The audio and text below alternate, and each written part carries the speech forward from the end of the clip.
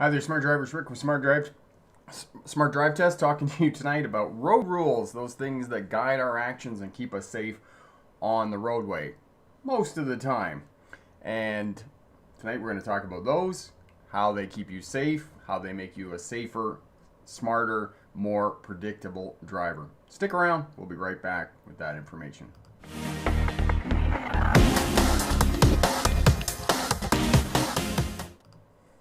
Hi there, Smart Drivers. Welcome back. Mallory is here from Nova Scotia. Hello. Wolf is here, and Leader is here. Hello, my friends. Yes, and I do apologize that the live stream didn't go ahead last night as it was planned to go ahead. We had a power outage here, and as you know, internet, computers, the web, all of those things don't work without electricity. So here we are, Monday night, 5 o'clock, and the reason we're at 5 is because I have another commitment, because I have a driving instructor's upgrade course that I have to attend at 6:30. So that's what we're doing. Yankee the Wolf, I made a right turn on a red light in the same lane as a semi was approaching from my left. I got honked at even though I was far away from it. Did I do something wrong? Perhaps there's a possibility that the semi truck coming from the left was facing an advanced green and therefore had the right of way, but it's hard for me to tell about these things without being there, so we can talk about that more. Jim Bob, hello my friend. End leaders, learners test, second attempt tomorrow. Been studying. It's the one on the touch screen. Excellent, that's great, end leader. If you've been getting kind of 80-90% on the practice driving test questions online, then you're probably going to be all right and pass your learners tomorrow. Goose, my friend, how are you?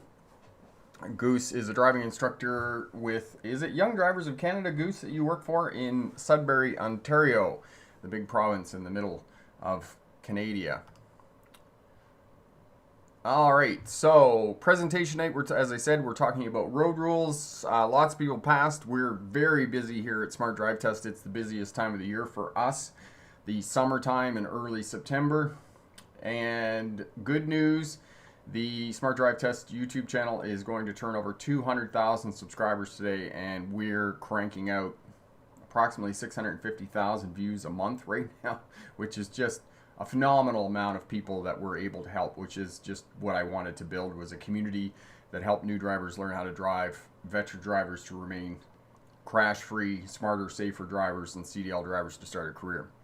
Damon, hello, my friend. So, without further ado, I will get over to the presentation, and then, so the way it works, I have a presentation for 10 or 12 minutes.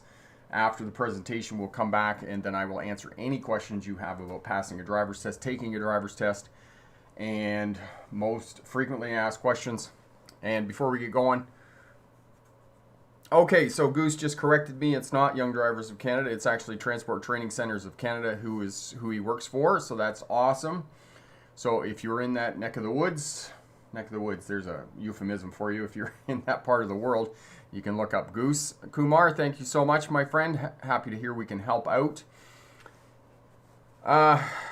So, good news, been some new videos with Ariel. I've been teaching her. She's going on Wednesday for a driver's test, and other videos available. We publish videos here on the channel every Wednesday and Saturday, and so look for those new videos that we're putting up. If you have any questions, drop us a comment below the videos. Send me an email, rick@smartdrivetest.com. We can't get to all of the comments and questions, but we do our best to get to you and answer your questions and help you out in being successful in passing a driver's test. So here we go. Okay, so you can be right or you can be dead right. And what I mean by this in terms of driving is sometimes you just have to take your foot off the throttle for a couple of seconds, let the vehicle in front of you go, and then you can proceed without being involved in a crash or anywhere near being involved in a crash or a close call, because you definitely don't want to do that when you're driving. You want to manage space around your vehicle, because space buys you time, time buys you options, and you want options when you're driving. So those of you new to Smart Drive Test, my name is Rick August. I was a truck driver in the 1990s, hauling freight between Canada and the United States, mostly the eastern seaboard, east of the Mississippi, but I did make it out to the West Coast 2 or 3 times and down into Texas and whatnot. Became a licensed commercial driving instructor in 1997. Most of my experience teaching drivers has been commercial drivers. I have an expertise in air brakes as well. I did some driver rehabilitation with drivers that had experienced strokes, were missing a limb, had to return to driving after experiencing a crash and having a brain injury. So I did that work as well. While I was going to university in the early 2000s, I drove for Greyhound and one of the regional bus lines there, and graduated from the University of Melbourne in 2006 with my doctorate in legal history, which is the study of policing, courts, and prisons. My expertise is in policing as it relates to traffic, oddly enough. I keep saying oddly enough because, it's just getting a driving instructor's license and then going deeper into that question of, what motivates people to drive well. Is it their fear of the road rules, or is it because they respect the road rules? And then in 2015, I started the Smart Drive Test YouTube channel and the business here online, and it's been wildly more successful than I could have imagined. New video this week was the fourth driving lesson with Kayla, and it was about reading and responding to traffic, and this is what we need to do to keep ourselves safer and to be more predictable on the roadways, is to be looking down the roadway, figuring out what traffic patterns are happening on the road, and then responding to those with the appropriate behavior to keep yourself safe and drive defensively. And Kayla passed her driver's test on Friday. Congratulations to Kayla. She was extremely happy and sent me these images that I posted around on social media. So congratulations to Kayla on passing her driver's test. That is absolutely awesome. And one more note about Kayla passing her driver's test. If you watched any of the driving lessons with Kayla, you know that there was a lot of work that we were doing in terms of road rules and driving and whatnot. One of the comments that I've received recently is that some people think that, I'm too exacting and, I'm asking students to do a lot of things in terms of driving. However, there are some driving examiners out there that are really good and they're very easy to get along with, and they're not going to give you a hard time, and they're going to pass you. And what I tell students all the time is that I'm not teaching you to pass a driving test with one driving examiner. I'm teaching you to pass a driving test with any driving instructor, or any driving examiner rather.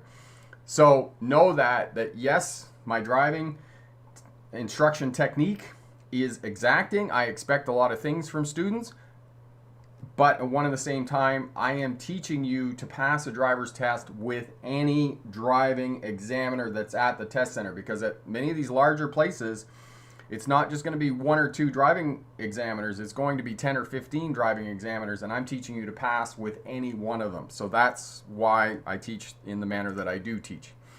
So today we're talking about road rules, right of way, learning to drive, determining the right of way, and giving way to other road users. And road rules are broken. They're broken all the time. Know that. It's not a matter of if it's going to happen. It's simply a matter of when it's going to happen when you're driving. And road rules no more prevent traffic crashes than criminal law prevents crime. Road rules don't make you a safer, smarter driver. You can adhere to every road rule and you could still be at risk of being involved in a crash. So know that there are rules, and there's a culture, and there's being predictable on the roadways that will keep you safe. The first thing you need to know, and I get this question a lot because of the mock road test video, right at the beginning of the video, I'm at a stop sign and I'm turning left, and the driver across from me is turning right. And people ask me all the time why the other driver is supposed to go first, even though I arrived at the intersection first. The reason they go first is because it's right turning traffic over left turning traffic at two-way stop signs. It doesn't have anything to do with who arrived at the intersection first. That's a four-way stop sign, not a two-way stop sign. So know that the rules at two-way stop signs are different than they are at four-way stop sign intersections. As well, know that the traffic on the cross street, the street that you are facing, is not going to stop. So after you come to a complete stop, then you have to creep forward, you have to locate a gap, and you can only go when the way is clear. So know that for two-way stop sign intersections. Yield signs, they're the same rules as two-way stop sign intersections. The only difference between yield signs and two-way stop sign intersections is you don't have to come to a complete stop if the way is clear. And yield signs at conventional intersections are going the way of the dodo bird. They don't exist very often at conventional intersections. Maybe at some remote residential intersections and whatnot, but for the most part, where you're going to find yield signs is at roundabouts and slip lanes or right turning lanes. This is where you're going to find yield signs, not at conventional intersections. There's very few. I think here in Vernon, I think there's only 2 that I know of in all of the cities, so at conventional intersections.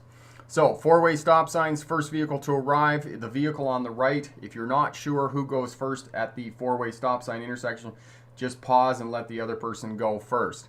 Okay, so the road users in the intersection. So if there's a pedestrian or somebody on a scooter, those types of things, and they're already in the intersection, they're the ones that are going to go first. So after these rules apply at a 4-way stop sign intersection, then it's right turning traffic over left turning traffic, and straight through traffic over turning traffic. So that's the way that it works at 4-way stop sign intersections. Freeways, and I have one of these sitting on the shelf ready to be put up on YouTube, where I talk about merging onto freeways. And do not ever stop on an acceleration lane. If you want to get me going, just say that somebody told you to stop on an acceleration lane. Think of getting onto a freeway like taking off in an airplane. Once you get out on that runway and you get lined up to take off, there's no aborting. You have to go. So get yourself on the runway, get yourself going, and get your foot into it and match the speed of the traffic on the highway. Sometimes, yes, the traffic on the highway will move over and help you out, but the onus of responsibility for merging safely onto a freeway is the merging driver. And pick your hole, aim for that hole, and go for that hole. As well, if there is a big truck that's near you, then plan to pull in behind that big truck. Okay, don't try and race it and pull in front of it.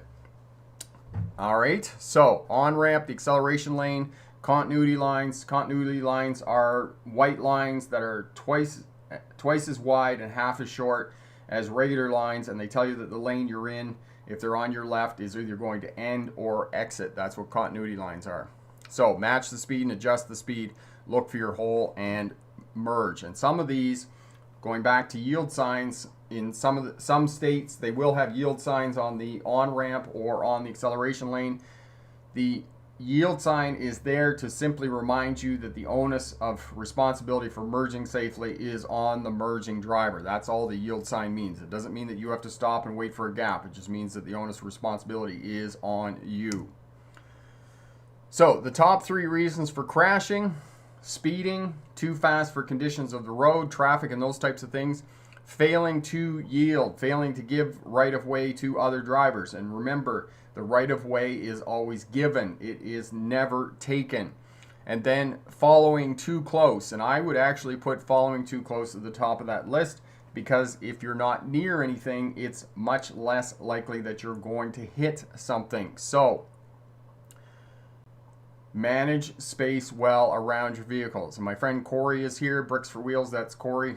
And Corey is the moderator here. He does an awesome job of getting up lessons. He's put up the 4th lesson there with Kayla, and have a look at that as well. And my friend Tim from Drive Smart BC here is here as well. All right, so case study. And I asked a question about two-way stops, right-of-way rules at two-way stop sign intersections. Most people, 3/4 of the people, knew the right-of-way rules at intersections. So this is telling you that 25% of people don't really understand the right-of-way rules at two-way stop sign intersections. So if you're at a two-way stop sign intersection, there's a vehicle across from you that's going straight through or turning right, and you're turning left, they may not understand that they have the right-of-way and they're expected to go first. So if they wave you on or they're sitting there for too long, well, unfortunately, you may have to go. And if you do go, make sure that you use an extreme amount of caution so that you don't get yourself into trouble or risk a crash as you're proceeding through the intersection. So predict traffic patterns, especially this time of year right now with summer. Let me tell you, we're having a whole bunch of summer here in British Columbia. It has been hot, hot, hot for about 6 weeks here.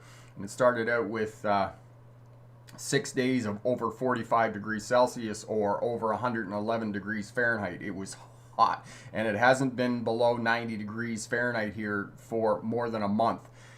We are baked dry and most of the province is on fire. So lots of caravans out this time of year. Know that. Lots of motorcycles, lots of people on scooters, skateboards, those types of things, bicycles. All of these are going to be part of the summer traffic patterns. So turning lanes, look for rubberneckers. Rubberneckers are people that are looking at crashes, people looking at emergency vehicles across the road and those types of things. So watch out for that.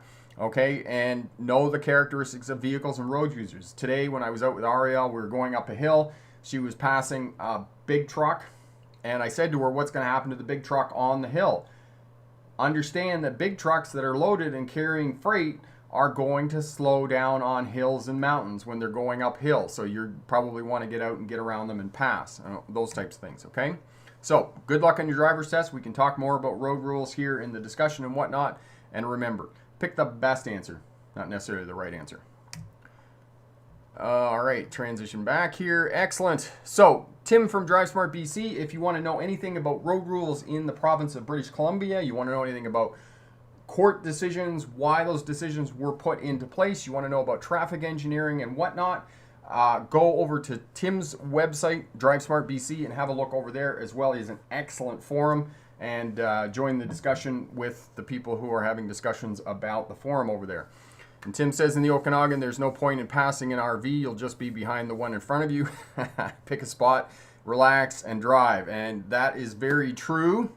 I went to some conferences when I was in Australia, and these people driving around in their big RVs and those types of things are called gray nomads. So the people over 50 who bought themselves an RV and are traveling around North America, the gray nomads. So yes, exactly what Tim said.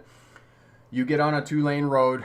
For example, the 2-lane road from here in Vernon up to Kamloops, there are passing lanes every 5 miles or so, so just relax, get up to the passing lane, and when you get to the passing lane, then you can get around them and pass them.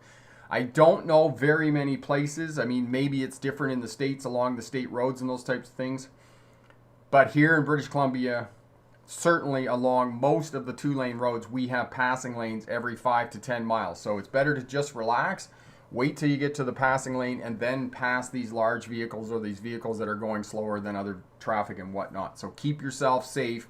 And again, Corey will put the video up on passing and how to pass safely on these 2-lane roads and those types of things. Unruly, passed my G2 road test today. Your channel has been a great help. Thank you so much. And that is great, my friend. Thank you so much for your kind words, and so happy that we could help you out. That's terrific.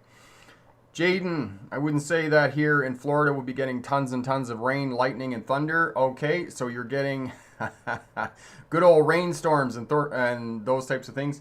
I was talking to my mom in Ontario the other day, and I don't know whether you know this, how many people know this, but Tornado Alley starts in Texas around Dallas, goes up through Oklahoma, parts of Arkansas, the Midwest. It goes into Indiana, and it comes across the bottom of Michigan and goes into southwestern Ontario near where my mom lives. And they actually had a tornado in Barrie, Ontario, which took down a few houses and those types of things. And it's a little bit what like Jaden's talking about. I mean, obviously they don't get tornadoes in Florida, but they do get hurricanes, which are similar, terrible weather patterns. And so know that they get these torrential rains and thunderstorms, and that's one of the things I miss about living in British Columbia. We don't get thunderstorms the way they do in Ontario. Those ones where the sky just kind of opens and the thunder just cracks and the whole house just shakes. Like, that's when your dog is afraid of thunder, because the whole house just moves. So yeah, those kinds of thunderstorms, and I know exactly what you're talking about. And the other thing about those, what Jaden just said about thunderstorms and heavy rain, we're not talking heavy rain. We are talking torrential rain. If you are driving in those torrential rains that have very high winds, and you just got the windshield wipers on full, and you're driving and you can't see anything, you can't see the traffic in front of you, you can't see the lights, those types of things, pull off the road. Okay, just pull off the road in a safe place, not under an underpass or anything like that, but pull off somewhere where you can get off the road safely and just wait for it to subside, because it's not going to last very long. Most of these heavy torrential rains only last for about 20 minutes or a half an hour at the most. So if it happens, keep yourself safe, pull off the road in a safe place. If you're along the highway or something, make sure you activate your four-way flashers and don't get out of the vehicle and walk around and those types of things. But do keep yourself safe, okay? Gendrad, please can you remind people to respect red flashing lights on school buses? Yes, there aren't a lot of red school buses with flashing lights right now in the summertime, but they are coming back in the winter, or in the fall rather. And yes, please stop for school buses. It's the law, and we want to keep people safe. That's why the road rules are in place. And if you've got some places, then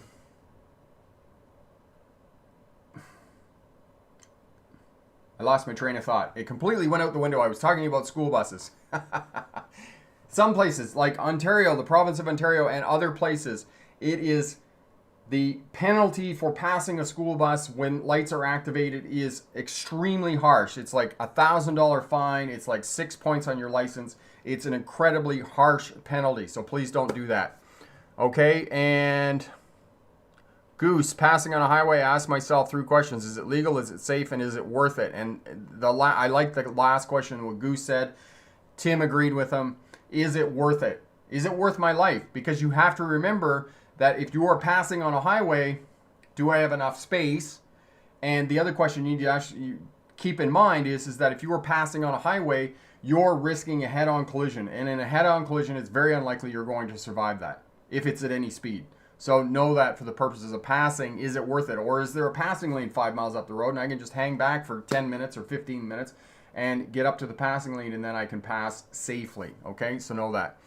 Lily, are you supposed to do shoulder checks when making a left turn? Lily, absolutely. Yes, you are to make a left shoulder checks when turning left. And I asked this very same question the first time that I had heard this information when I was taking my driving instructor's license. I was in Ottawa, Canada, which is the federal capital here. And the very next day, I was making a left-hand turn into the Ottawa General Hospital, shoulder checked, and a taxi cab cut on the inside of me to make the left-hand turn. I don't know, they were in a hurry or whatnot.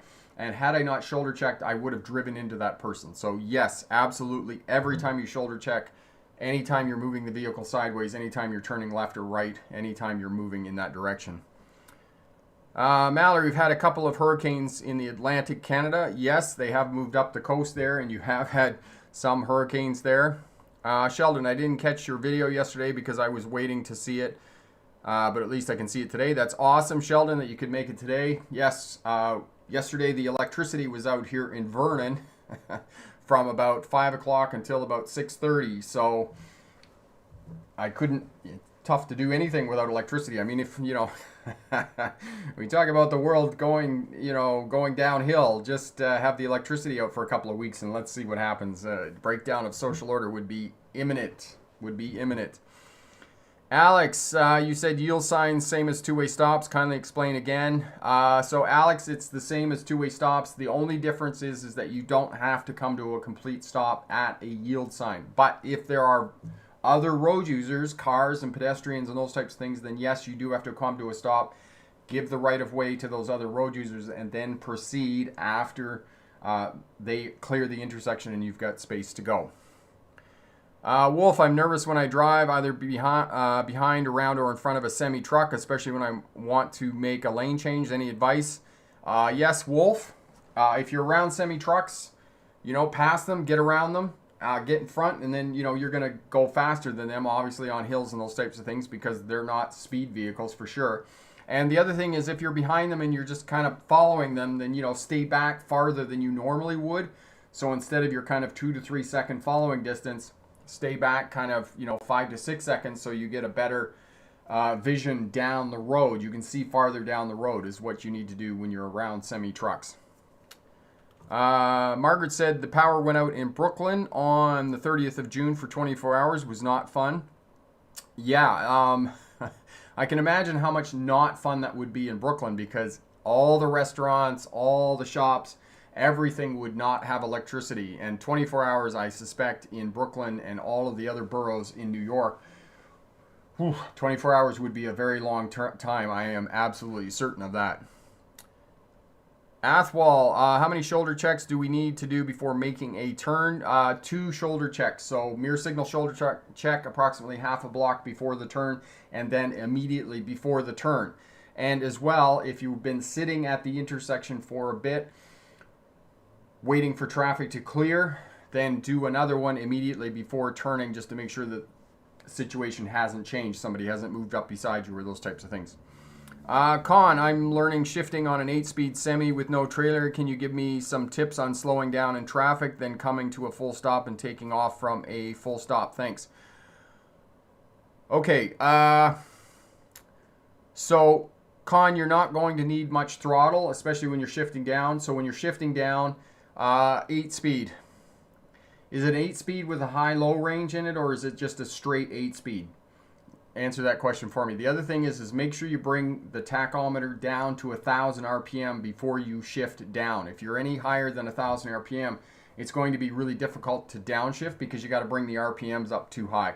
And the other piece with that, Con, is to start working your shifter earlier when you start shifting. So instead of doing it like a half a block as you would in a car, start doing it a block and a half back or 1 block back, so you have time to work, because it takes time to downshift the gears for sure. Margaret, I went out for several blocks here because power lines caught fire, was over 95 degrees. Yeah, that's not good when it's that hot, and it's the same thing here. When I've been shooting videos of late, we're in the car and I've got my GoPro up on the front windshield, and it just gets too hot in the front windshield, and then it just turns off because it's overheated. So I hear about the heat for sure. Muhammad, do we have to honk? No, you don't, Muhammad. You don't have to honk when you overtake the vehicle in front of you. You just pass, and you don't have to communicate with the vehicle in front of you. They should know that you're going to be passing them. Con, okay, so it has a high-low in it. Okay, so Con, if it's 4 in the low range and 4 in the top range, which I suspect it is, you have to shift down to, so there's 4, 1, 2, 3, 4, 5. So you have to shift down to 4th gear. When you shift down to 4th gear, make sure that you're at least 20 kilometers an hour, 10 miles per hour in the vehicle. Otherwise, it's really hard to shift down to low range. For the purposes of your driver's test, you only have to shift from high range to low range. So you just have to get down to that 4th gear. But make sure that you're down, you've got your speed down. Otherwise, it's really tough to get into low range, because know that low range it's a low speed. So that's the other thing that'll help you out. Lemb, how many kilometers should I go when turning right, left, or right? Okay, so Lemb, these are very general, very loose guidelines in terms of turning right and left. For right turns, you're going to be 8 to 12 miles per hour, depending on how sharp the turn is. And for left turns, you're going to be anywhere from 15 to 20, 25 miles per hour, depending on how big the intersection is. You know, if it's going to be a left turn where you're turning from a major road onto a minor road, you might even be down as low as 10 miles per hour when you're making those turns. But again, it's very loose general rules. And the other thing is if you're having difficulty with that, then I would suggest you start with cones in a parking lot and doing some slow speed maneuvers so you can get used to the throttle, get used to the brake and the steering wheel and how all of that operates when you're going at slower speeds. Okay? Maserati, I take my test in a little less than a month and I've been watching your videos nonstop. They're seriously helped me solidify everything else that I've been learning, and that is awesome, Maserati. You're going to do absolutely fantastic. You're doing everything you need to do to be successful, so that's really, really great. Mallory, think that driving was so easy, but thanks to your videos, I've learned that there's more to it than just sitting behind the wheel and making the car go. That is absolutely true, Mallory. There's a lot of things.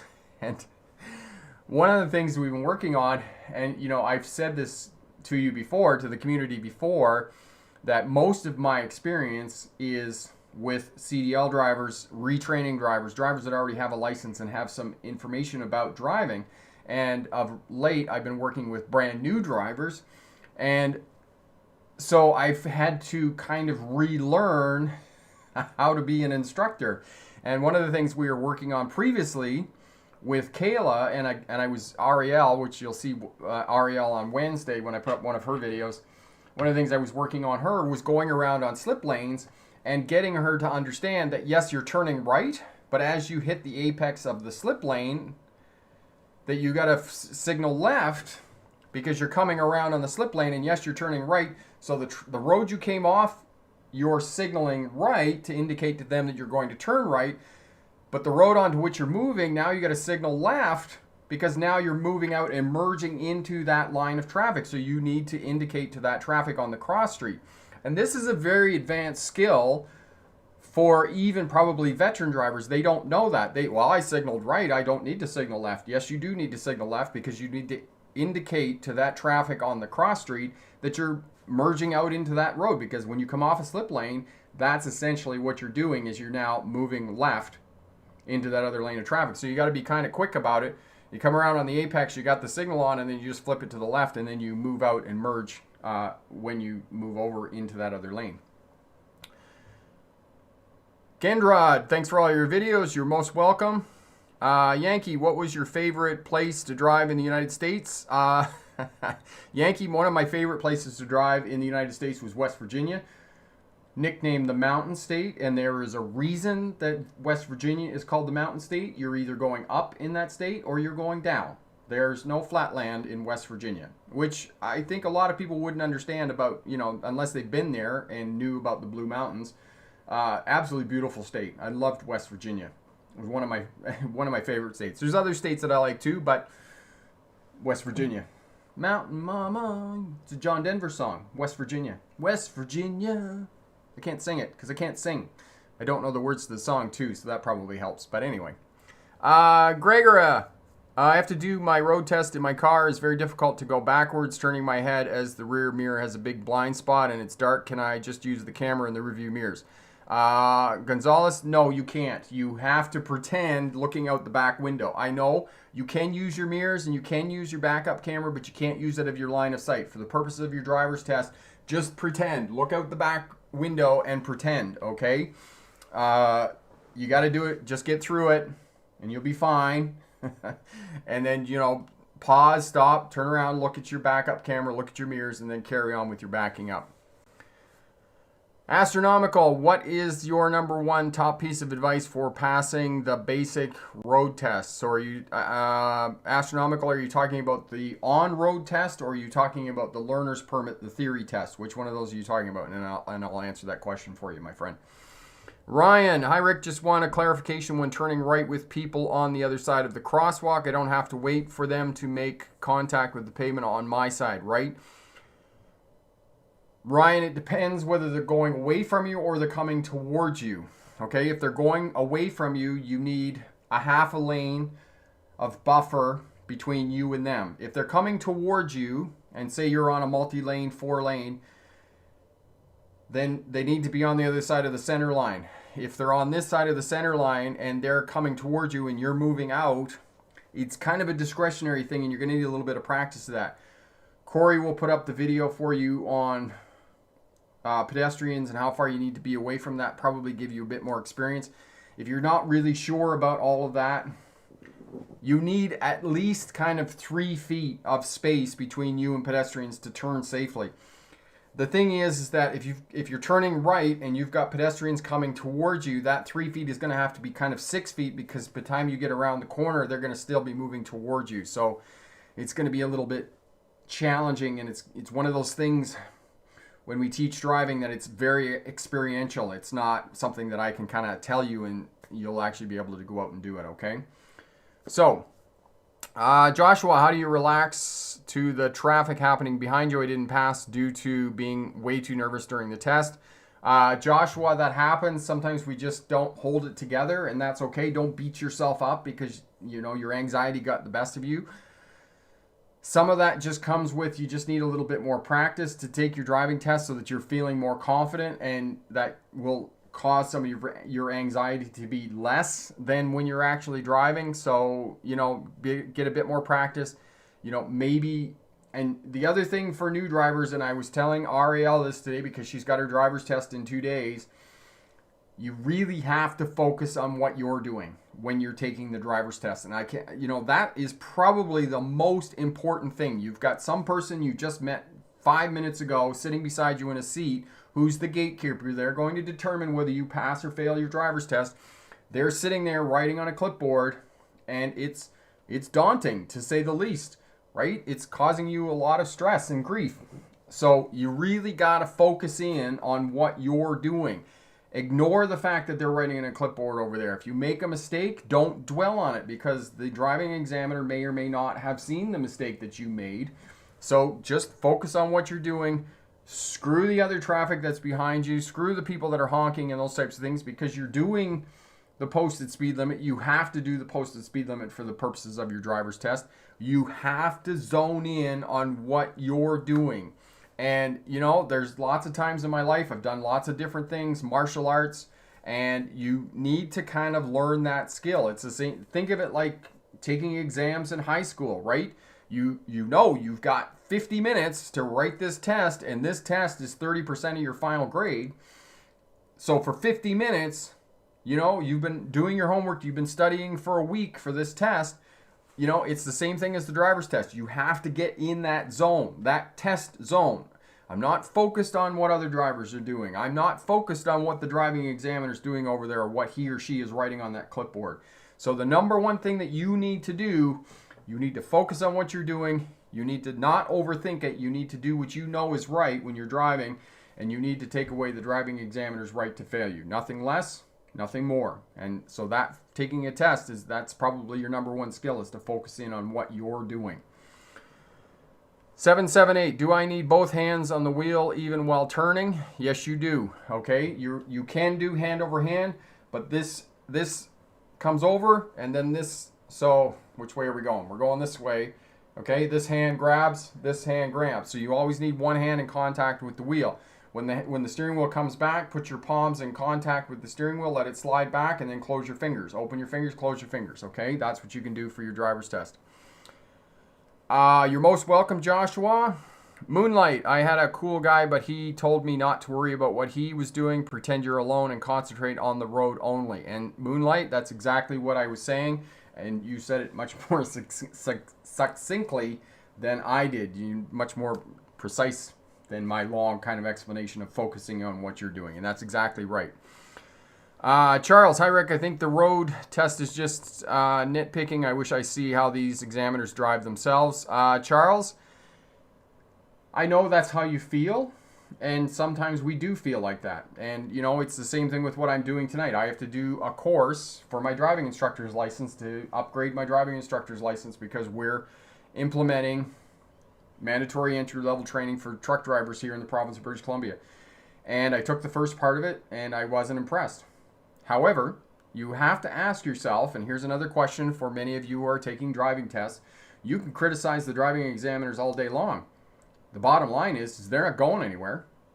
They're the ones that you have to get past to get your driver's license. It's the same thing with this course. I have to take this course regardless of my feelings about it, you know, because I don't feel it's a valuable use of my time. I don't feel like I'm learning anything. So it's the same thing. You can say whatever you want about those driving examiners, but I'll tell you this, they're never, ever going to go away. And you need to ask yourself the question, and this isn't just for your driver's test. This is your whole life, because you're going to come up against bureaucracy. You're going to come up against government officials. You're going to come against, you know, Amazon's bureaucracy if you want something back, or you want a copyright claim, whatever it is. You need to ask yourself the one question: what do I want? What do I want? Ask yourself that. As soon as you ask yourself that question in terms of your driver's license, you say, I want my driver's license. Then you say, how do I get my driver's license? You can say, you can criticize the driving examiners all day long, but it's not getting you, it's not moving you forward. Because you want your driver's license, you need to figure out what you need to do to get your driver's license. And you need to go, and if you're not being successful after a couple of times, you need to go and get some driving instruction lessons from a professional driving instructor, because that's what we do. That's what I do. That's what Goose does. We teach people how to drive safely and how to pass a driver's test every day. That's our job. That's what we do. So criticizing other people that you can't get past is not moving you forward. It's holding you back. And it's It's taking energy away from you. Don't do that. Say to yourself, what do I want? Because I was exactly the same when I was young. Oh, government, you know, this and that, all kinds of things. It doesn't work. It doesn't work. You got to ask yourself, what do I want? How do I get there? What do I need to do? I need to increase my skill set so that I take away the driving examiner's right to fail me. Nothing more, nothing less. So, there we go. Lessons on life. Here at Smart Drive Test. Not just driving, but a metaphor for life. Goose, just like university, it's an endurance test. Just get through it regardless of your feelings. Exactly, Goose. That's exactly it. Hero, what do I want? That's deep. Yes, exactly. What do I want? That's the theme for tonight's live stream. What do I want? And how do I get it?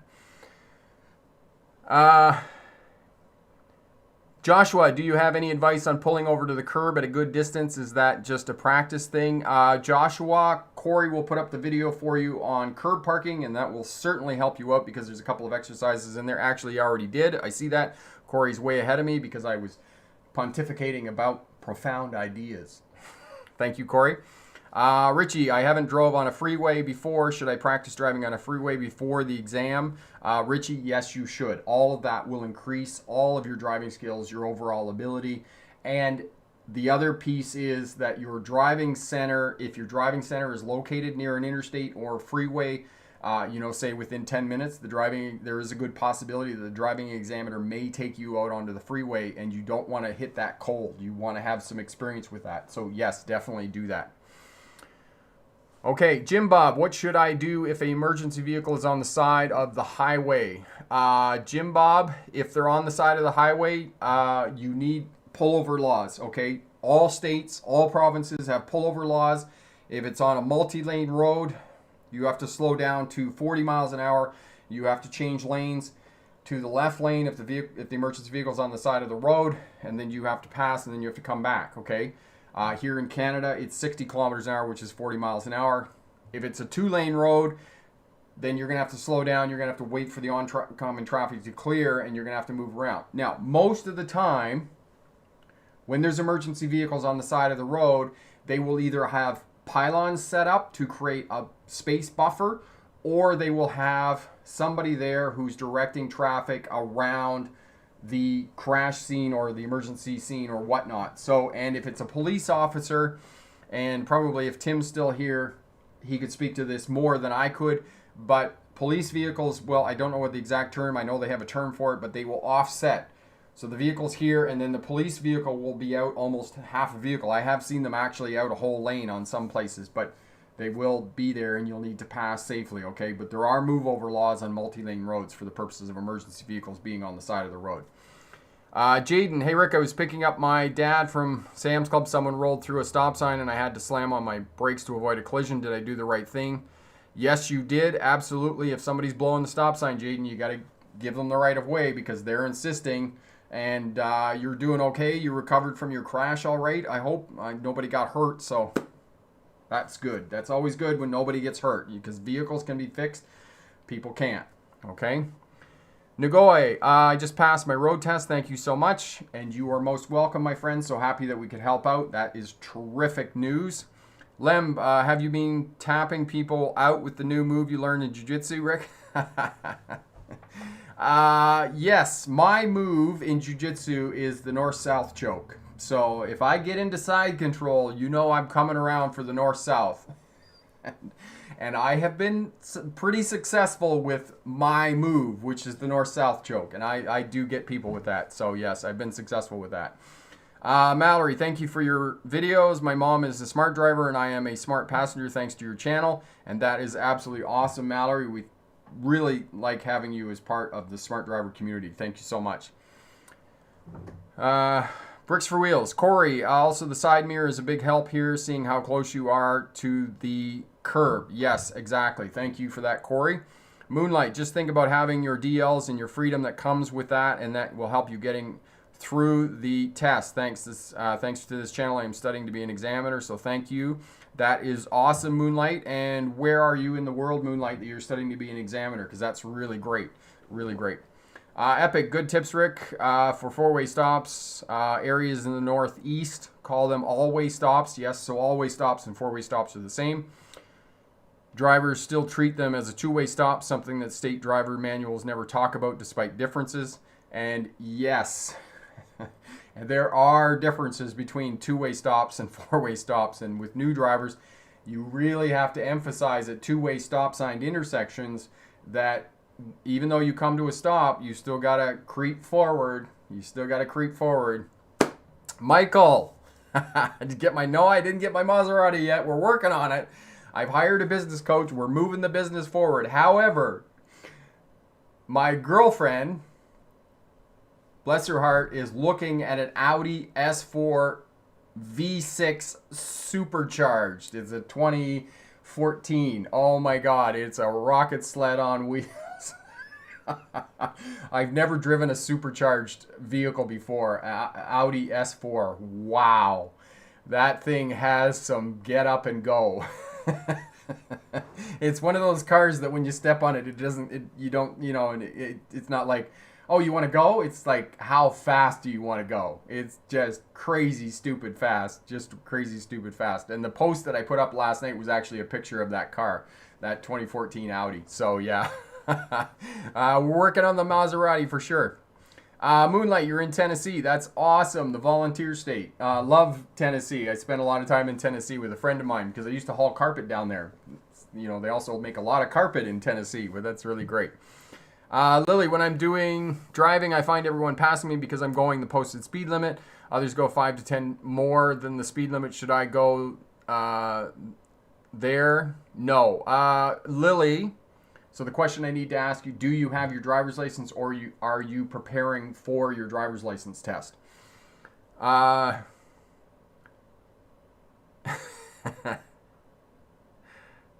Oh, yes, many doors open. That's what Michael says. All kinds of opportunity, all kinds of freedom, all kinds of empowerment come with your driver's license. That I cannot emphasize that enough.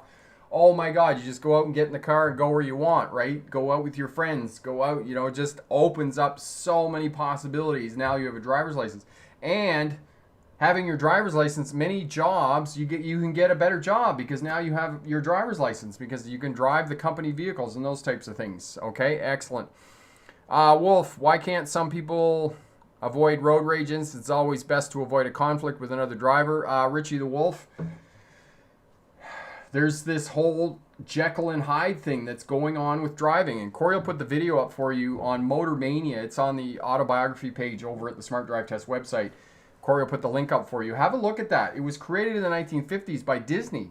And it's a story about Mr. Wheeler and Mr. Walker. And Mr. Walker is this, when he's a pedestrian, he's this nice, sedate, wouldn't hurt a fly kind of guy. And he gets in his car and he just changes into this monster. And there are so many people who drive, when they get behind the wheel of their motor vehicle, just become demons. And my girlfriend who's from Calgary, who I love her dearly, and we're going to Calgary, and we get into Calgary, and I slow down a little bit to let somebody merge in front of me, and she's like, "Don't let them merge in front of you!"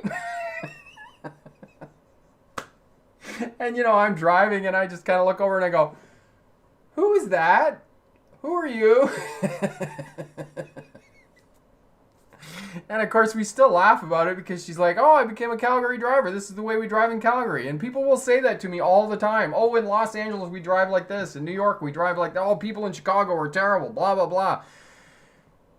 It is what it is. And there, Corey put the link up for you for Motor Mania. Have a look at that. And that's what it is. It's just totally funny, right? These Jekyll and Hyde characters. And this is why we have road rage. So, Goose, would you mind repeating the difference in right-of-ways between all-ways and two-ways again? Okay, so all-ways, first person to arrive, vehicle on the right. And most of the time it's not the vehicle on the right. If you're not clear about who has the right-of-way at the four-way or all-way stop sign, just pause. One of the other vehicles will go. And then after that, it's straight through traffic, overturning traffic, right turning traffic over left turning traffic. And of course, anybody who's already in the intersection when you arrive, pedestrians and other people and those types of things, they have the right of way, okay? Two-way stop signs is straight through traffic over, two-way stop signs, major road over minor road, straight through traffic over turning traffic, right turning traffic over left turning traffic. So just to repeat that again, at two-way stop signs, major road over the minor road. So the cross traffic is not going to stop. Okay? Straight through traffic over turning traffic and right turning traffic over left turning traffic. That's what it is at two-way stop signs. Truth, I postponed my final class 5 test for so long. I'm just so nervous of failing, but I'm trying to force myself to take it. Okay, truth, the other thing about tests and life and those types of things, there's always the possibility of failure, right? Do what we used to do when I was in graduate school. We used to play this thing of, what if this doesn't succeed? What if I fail? And we used to play this game where we just go down the rabbit hole, right? We'd go and get a shopping cart from Walmart, and we'd start filling up with old clothes, and we'd be pushing it around. We'd be homeless because we wouldn't have a job, and we'd lose our house. You know, we'd have to move out, and we'd have to live in a cardboard box, and we'd have to go to shop at, you know, the Salvation Army and have clothes donated to us, and we'd have to eat in soup kitchens and those types of things. And, you know, you just go down the rabbit hole, and then after you do this and you get all of that disparity, all of the possibilities of failing and how terrible your life is after you fail, you get yourself up, you dust yourself off, have a cup of coffee or whatever your beverage is, and you go back to work doing the work that you need to be successful to pass your test. Okay? The only thing worse than failure is regret for not trying. So do it. Try. Okay? Because you fail, you just do it again. That's all you do. And you keep doing it until you're successful. Because the only way that you fail is if you give up or quit. That's the only way. There's no failing in trying. Lance David, thank you so much for the super chat. That's awesome, my friend. Highway 1 in BC, I feel unsafe going at the speed limit when most people are going 120 to 140. Yes, most of the time. What law should they enforce? They're not going to enforce any law, David. The speed limit is 120, and if you're not, if you're not comfortable doing 120, then make sure you stay in the right lane and do at least 100. I wouldn't suggest that you do any less than 100 on the Trans-Canada Highway here in British Columbia. But there's no law. There's going to be traffic flow. They're going to be doing 130, 10 or 15 kilometers an hour above the posted speed limit. It's just the way that life is. And that's just not something you're ever going to change. Okay. Yes, Goose, that's exactly it. Whoever moves first goes first, and the right of way is always given. It's never taken. Absolutely. James, how do you stop being intimidated by unsafe drivers on the highway when merging or other ways? James, know that you're doing the right thing, and know that it's not a matter of if it's going to happen. It's a matter of when it's going to happen. Know that you're a safe driver. Know that you're doing the right thing, and be confident in your skills and abilities. Oh no, the lights are flashing. That can't be good. Electricity is going to go out again. I really wouldn't be disappointed tonight, because then I've got my course and I'd say, oh, the electricity was out. I can't show up for my course. Mallory, can you please explain why it is so important to use your turn signals to communicate with other drivers? It is very important to communicate to other traffic what you're about to do on the roadway, because then you are more predictable. When you're more predictable, you are less likely to be involved in a crash with other drivers. Because remember, driving is a social activity. Part of interacting socially with other people is communication. And we know that in our interpersonal relationships with other people, one of the things that's always failing is our ability to communicate. Things are misunderstood. Things are not stated clearly. Emotions get in the way of our words. Our words don't always say what we want them to say, or something else, or we need clarification to those kinds of things. And because driving is a social activity, we need to communicate with other drivers. Signals are the way that we communicate with other drivers that we are going to move the vehicle in a different direction. Still flashing here. So use your turn signals. There's 5 ways that we communicate with other drivers. Lights and signals. Horn, use your horn sparingly, because in this day and age it's seen as a sign of aggression. Hand signals, make sure you use all 5 fingers. Don't tell somebody they're number 1. And then eye contact. If you're not sure what a cyclist are doing, or a pedestrian, then get eye contact with them, figure out what they're doing. And then the last way that we communicate with other traffic on the roadway is the position of our vehicle on the road, which is the most important thing, right? Actions communicate intent. All right, so there you go. Lemba, I know a guy who thought throwing banana peels on the road would slow down other cars like Mario Karts. Lemba, I don't see how that would work. But anyway, Maretti, I wasn't saying that right before. My apologies. Is it okay if my turn signals don't make noise for the test? If I let the examiner know they all work perfectly fine and I can see the arrow showing they're on, but they don't make the ticking noise. Moretti, that's fine. If they don't make the ticking noise, but you know that they work, you've checked them all, they are going to do the little pre-trip inspection before your driver's test, and they're going to check whether your turn signals work. And as long as they're working on the outside of the vehicle, front and back, then you're good to go, okay? The ticking sound is not part of the requirements to pass the pre-trip inspection for the purposes of your driver's test. Saying all of that, for all of you who are doing driving tests and coming up with driving tests, 3 secondary controls that you need to make sure you can turn on in the vehicle. Make sure you can turn on the high-low beams for the headlights. Make sure that you can turn on the defrost, and make sure that you can turn on the windshield wipers, because they may ask you that as part of the pre-trip inspection. They may ask you to turn on the high-low beams, the difference between the high-low beams for the headlights, defrost to keep the windshield clear, and they may ask you to turn on the windshield wipers, okay? And Corey's put up the video for the pre-trip inspection, so have a look at that. Make sure that your vehicle is tip-top, because you don't want to be denied for something goofy. Do your pre-trip inspection on your vehicle the night before. Make sure that the brake lights work, because if you have a brake light out, it's just a simple bulb that needs to be changed. Very easy to do. Takes you about 10 minutes. You get a new bulb, put it in, and away you go. All right? Richie the Wolf, when you were in Australia, how long did it take you to get to adjust to drivers on the other side of the seat? Richie, most of the time driving on the other side of the road wasn't too bad, as long as there was traffic. I did have a couple of little indiscretions when I was driving. One time was only for about 50 feet. I was in Shepparton, New South Wales, which is kind of in the outback, but not quite.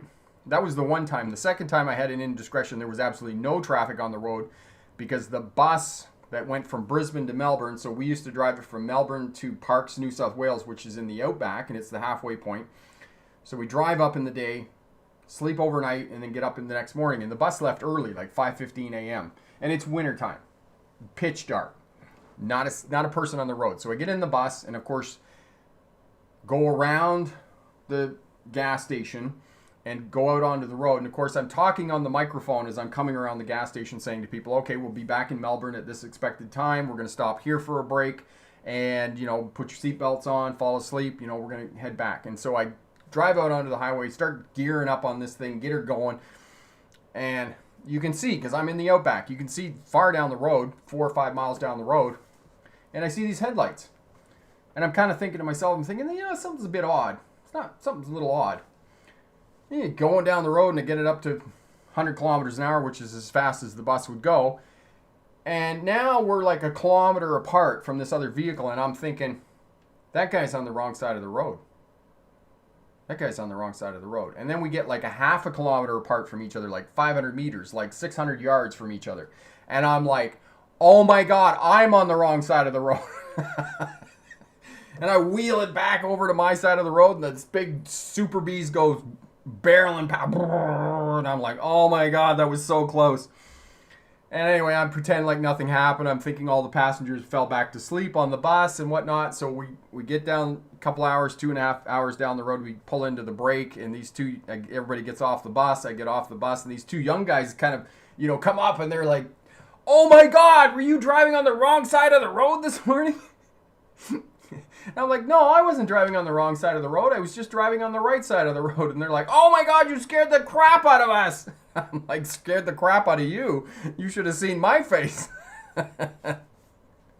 Yes, so I did have an indiscretion when I was driving in Australia, driving a bus full of passengers. It's like, if I'm going down, I'm taking all you with me. That's not funny. That was really, really dark humor. Really dark humor. Okay, Moonlight, I'm tired of people with these blue headlights that are brighter than my bright lights. Yeah, those things are terrible, Moonlight. I definitely agree with that. Excellent. Tim, good night, my friend. Have a great night. Christine, do instructors dock points if you proceed when pedestrians are walking halfway away from the driver and halfway to the sidewalk? Christine, not if they're going away from you. They're not going to dock points for that. Have a look at that video on pedestrians and drivers, and that'll help you out. Kenneth, in CA, are you allowed to turn right into a bike lane if it's a solid white line? Kenneth, you're not. Okay, this is one of the nuanced questions, and I've been having a discussion with another driving instructor about this. You know, that's a question you're going to have to ask to a driving instructor because it depends on where you are. Some places, even though it's a solid line and you're not supposed to cross solid lines, will expect you to drive into the bicycle lane to make a right turn. Other places, you can't do it. Here in British Columbia, you can't. So I know some places you can. So that would be a question you'd have to ask a driving instructor. Okay? Jim Bob, I like dark humor. Well, we got some of that going on here. Astronomical. This is one time I've seen someone get out of their vehicle and punch the other guy's side mirror. Yes, and I have seen people do that with distracted driving, and this is why that you do not engage with people who are involved in road rage because you don't know who you're dealing with and what they are capable of. So do not engage. Do not make eye contact. Do not take pictures of them, okay? Yes. Last question. Con, Rick, since you train in martial arts, you may like the movies On Bach and Ip Man. Yes, I've seen both of them. Really great films. Grandmaster Wing Chun. Yes, love both those films. Yawn. First driving lesson, just relax. Okay, the driving instructor is just figuring out where you're at, what your skills are, and just do what you need to do. All right, so we're going to leave it there for tonight. Congratulations to everybody who passed a driver's test in the last couple of weeks. And to those of you coming up with tests and learner's permits and those types of things, good luck with that. And remember, pick the best answer, not necessarily the right answer. Have a great night. Bye now.